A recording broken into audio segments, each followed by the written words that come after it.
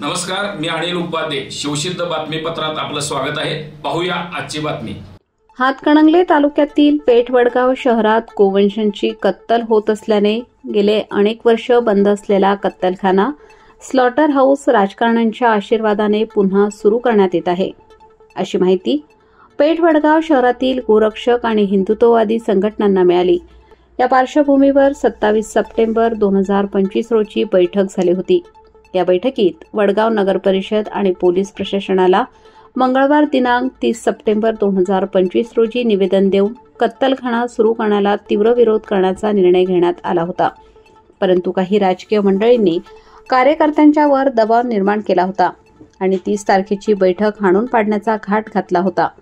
पण कार्यकर्त्यांनी गनिमी कावा वापरत सोमवारीच 29 सप्टेंबर 2025 रोजी पेठवडगाव शहर आणि परिसरातील 300 पेक्षा अधिक गोरक्षक हिंदुत्ववादी समुदायांना एकत्र येत वडगाव नगरपरिषद आणि वडगाव पोलीस स्टेशनला निवेदन दिले आणि राजकीय दबाव झुगारून टाकला.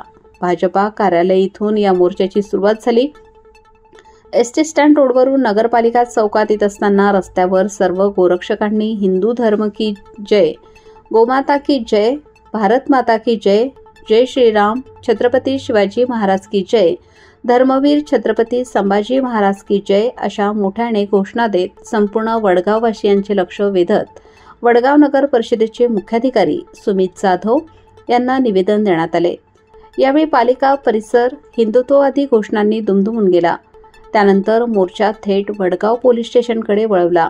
त्या ठिकाणी पोलीस प्रशासनाला निवेदन देऊन त्या ठिकाणी जे कोणी राजकीय याला पाठीशी घालतात त्यांचा निषेध व्यक्त करण्यात आला. या कार्यक्रमास हिंदुत्ववादी संघटनेचे संभाजी साळुंखे यांनी मार्गदर्शन केले.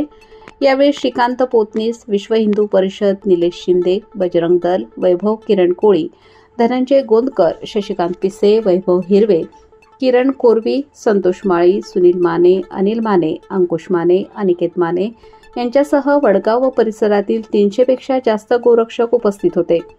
शिवसिद्ध न्यूजसाठी पेठ वडगावहून विकास कांबळे. जय श्रीराम. जय श्रीराम. धर्म रक्षितो रक्षिता. धर्माचं रक्षण केलं तर धर्म आपलं रक्षण करतो या उक्तीप्रमाणे या भारत देशामध्ये प्रत्येक ठिकाणी म्हणजे 4-5 राज्यांमध्ये गाईला राष्ट्रमातेचा दर्जा दिला गेलेला आहे. तसं महाराष्ट्रामध्ये सुद्धा गाईला राष्ट्रमातेचा दर्जा दिलेला गेलेला आहे. त्याच ह्याच्यामध्ये वडगाव हद्दीमध्ये मोठा जनावरांचा बाजार भरत असतो आणि कायम चर्चेत असलेलं नाव म्हणजे वडगाव बाजार असते. यामध्ये डिव्हिजनमध्ये सुद्धा काही याच्या अगोदर सुद्धा ज्या पद्धतीनं गाडी जनावरांची भरलेली गोरक्षकाने आणून दिल्यानंतर सुद्धा ती चोरीला जाते असे धक्कादायक प्रकार घडलेले आहेत. म्हणून आम्ही इथं स्थानिक डिव्हिजनला वडगावच्या येऊन त्यांना सांगितलेलं आहे की इथून पुढे तरी अशा घटना घडू नयेत यासाठी आपण दक्षता घ्यावी आणि जबाबदारी घ्यावी आणि जबाबदार व्यक्तीला ते जबाबदारी द्यावी अशा पद्धतीनं आम्ही मागणी केलेली आहे. आणि त्याच दृष्टिकोनातून गायीच्यासाठी जर कुठला राजकीय नेता येऊन जर कुणाला जर स्लॉटर हाऊस बांधून द्यायचा प्रयत्न करत असेल तर आम्हाला त्याला विनंती नाही, त्याला इशारा आहे की त्यानं नुसतं दाखवावं तिथं स्लॉटर हाऊस बांधून. त्यानंतर आम्ही बजरंग दल असू दे, विश्व हिंदू परिषद असू दे किंवा आणि शिवप्रतिष्ठान असू दे, नाही तर अन्य कुठल्या संघटना आपल्या हिंदुत्ववादी संघटनेच्या माध्यमातून सकल हिंदू समाजाच्या माध्यमातून आम्ही त्यांना कायद्याच्या दृष्टिकोनातून त्यांची जागा दाखवू एवढं यावेळेस सांगतो. आणि परत एकदा सांगतो, राजकीय पद्धतीनं राहावं, धर्मामध्ये लुडबुड करू नये, नाहीतर धर्म रक्षितो रक्षिता या उक्तीप्रमाणे त्यांना उत्तर दिलं जाईल. जय श्रीराम. जय श्रीराम. जय श्रीराम. माता की जय.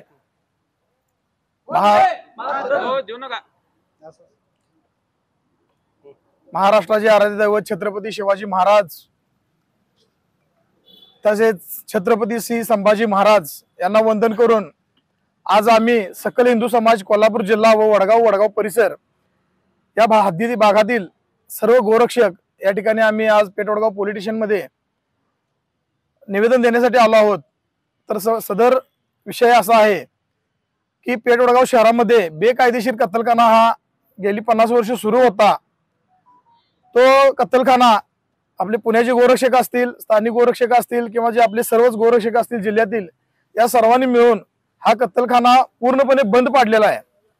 पण काही राजकीय हस्तक्षेप होऊन यामध्ये या जी काही गायीची कत्तल करणारे, जे कत्तल व्यापारी करणारे आहेत, या लोकांनी पुन्हा एकदा राजकीय घाट बांधून या ठिकाणी वडगाव शहरामध्ये बंद पडलेला कत्तलखाना पूर्ववत सुरू होण्याची मागणी केली व या मागणीसाठी काही तत्कालीन राजकारणी यांनी या ठिकाणी आम्ही तुम्हाला कत्तलखाना बांधून देऊ व या ठिकाणी पुन्हा एकदा कत्तलखाना सुरू व्हावा यासाठी प्रयत्न करू।